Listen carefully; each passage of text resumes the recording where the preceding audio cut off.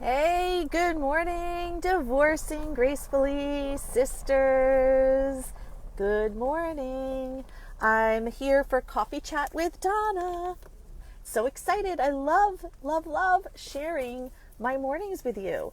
And for those of you who may not be familiar with me, my name is Donna Rudowitz. I'm a licensed clinical social worker, aka psychotherapist, as well as a rapid transformational coach. And I help women go through or post divorce, handle all of that stuff that comes along with all of that yucky toxicity. I help you move through that. I help you reclaim your brilliance and be ready to attract true love when and if you're ready. And attract true love that lasts. So what we're doing this week we're talking about the 5 steps, and that's really using your divorce as a catalyst for an amazing life and recovering from that and setting yourself up for living your best life, for setting yourself up where you're operating in your highest vibrational frequency so that, number one, you're living a life that you love, that you adore, that is meaningful to you, that you're waking up in peace. And number 2 is if and when you do decide you would like to bring someone else in your life, you would like to be in a committed relationship, that you're ready to receive him, that you're not operating at a level where you're going to receive people like your ex-husband 10 times over. So what we're doing it's the 5 days and 5 steps. So yesterday we spoke about acceptance, and today we're going to be talking about surrendering as a strength.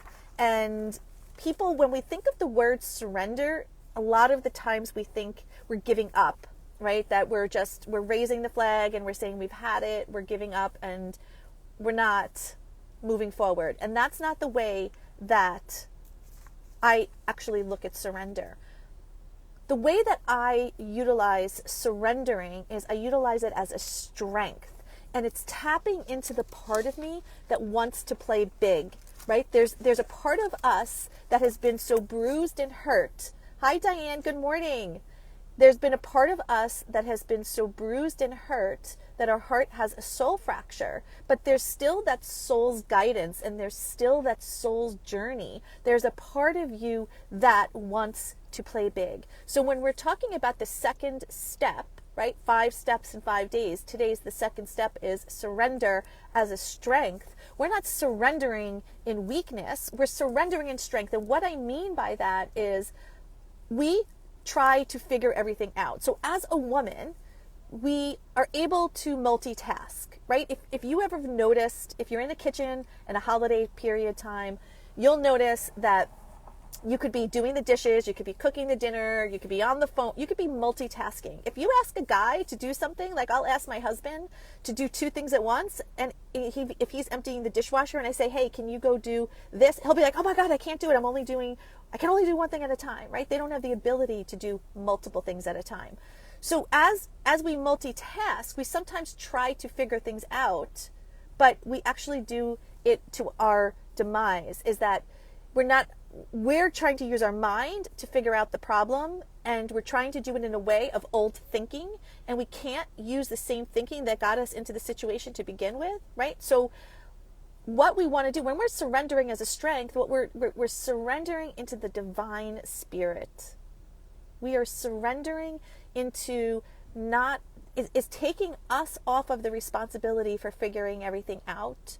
We're stepping into saying, my number one job is to align my energy to the best of my ability. My job is to figure out what it is I want and be very clear on what that looks like, and not just I want a good relationship. It's here is the person that I'm looking for. Here's what he looks like. Here's what his qualifications would be. He would be honest and kind and caring. He would be employed, gainfully employed. He'd be doing his thing. I could be doing mine, that we could support each other, that we have levels of intimacy that are off the charts, right? And levels of intimacy, both physical intimacy, intellectual intimacy, spiritual intimacy, right, in all levels. So we're really becoming clear of what it is we want.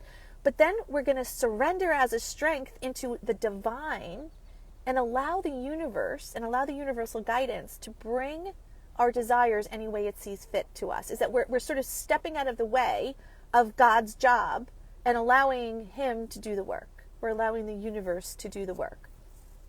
And I like to say, worrying is praying for stuff you don't want, right? And when we're in a mode of trying to manage and control everything and it's not working out, like I like to say, how's that working out for you? Because it's, you may be in that place where it's not working out.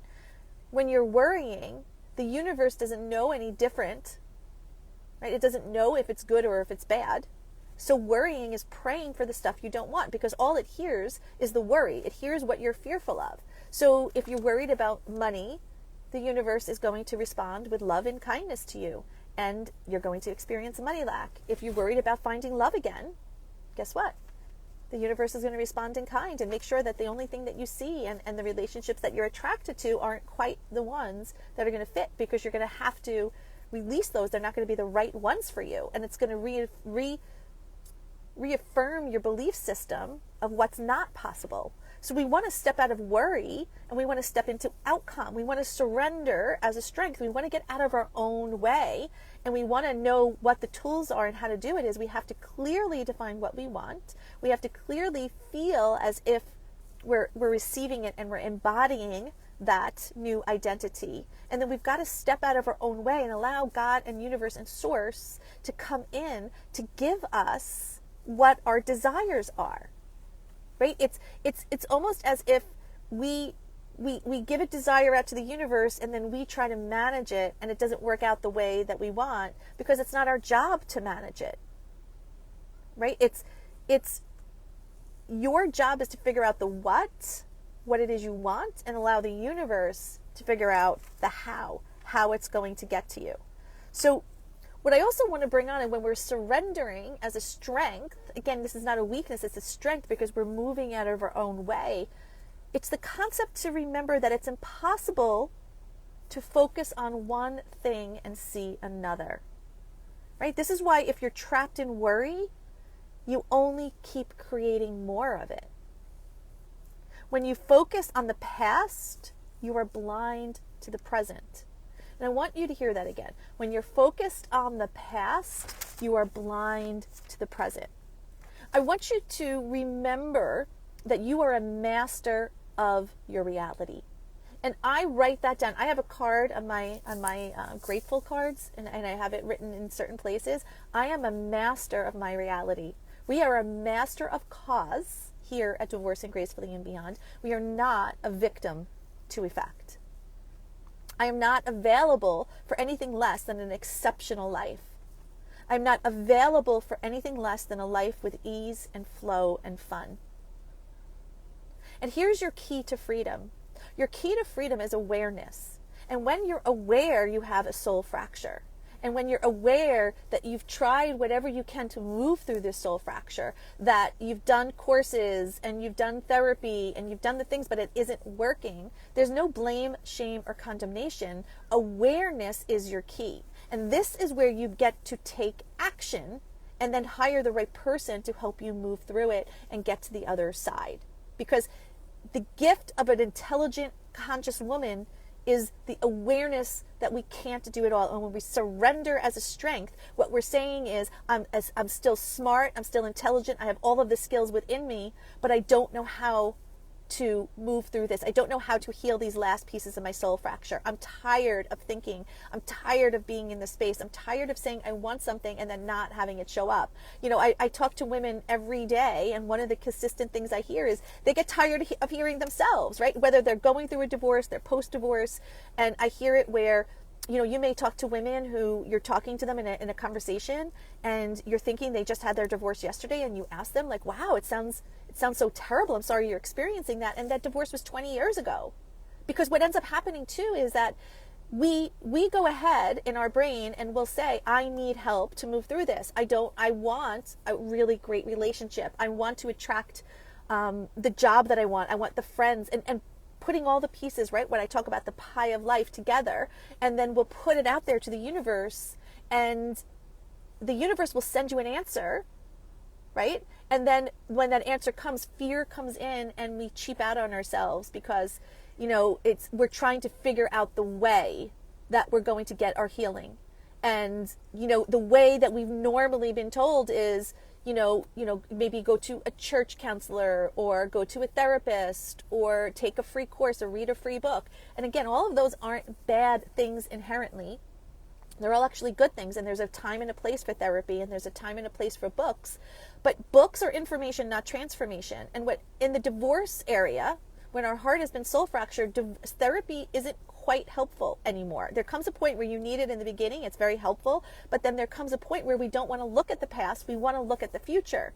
That's why Divorcing Gracefully and Beyond and the work I do in my 12-week transformational program is so transformational, because it's a rapid transformation, because we're focused on the outcome. We're not looking at the past, we're not looking at where we came from. We're focused on we're becoming the master of our new reality. We're focused on changing our thoughts, beliefs, and emotions. Right? Because guess what? The thoughts, beliefs, and emotions, we don't consciously reject, we unconsciously accept. This is very important. The thoughts, beliefs, and emotions, we don't consciously reject, we unconsciously accept. So that's why if you've been trying to make movement in your life, and you've been saying, I want X, Y, and Z, and you could say it, but you haven't been able to get movement, it's because unconsciously you're still tied to the old patterns, the old belief systems, and the old ways that you're not even aware of. That's why we need to go in. We need to isolate those subconscious beliefs. We need to then rip them out, and we need to replace them. We don't want to consciously reject. We want to consciously accept those past emotions, let them move through us, get rid of them, and create a whole new pattern. There's new rules of life in this area of divorce and separation. And that only, I've been doing this for a long time now, and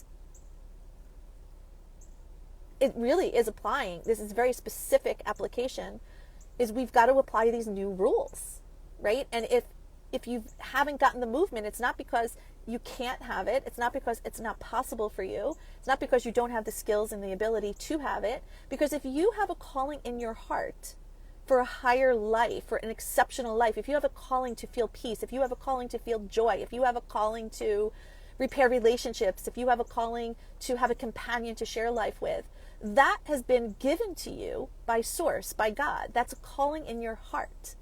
So God is not going to give you something that can't be delivered to you. The only reason why it's been blocked, or you have an abundance block towards it, is because of the energy level and where you're showing up in the world, and those subconscious belief systems and blocks that are stopping you from getting it. And consciously, we can't figure it out. That's why the subconscious work is so important.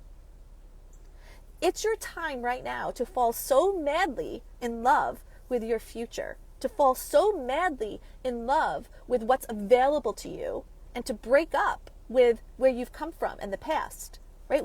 There's always a miracle in the mess. So what I'd like to say is, when you look at the past, going through it, it felt like a disaster, but it's a perfectly orchestrated symphony that has brought you to exactly the right place at exactly the right time. You are 100% in the right place at the right time.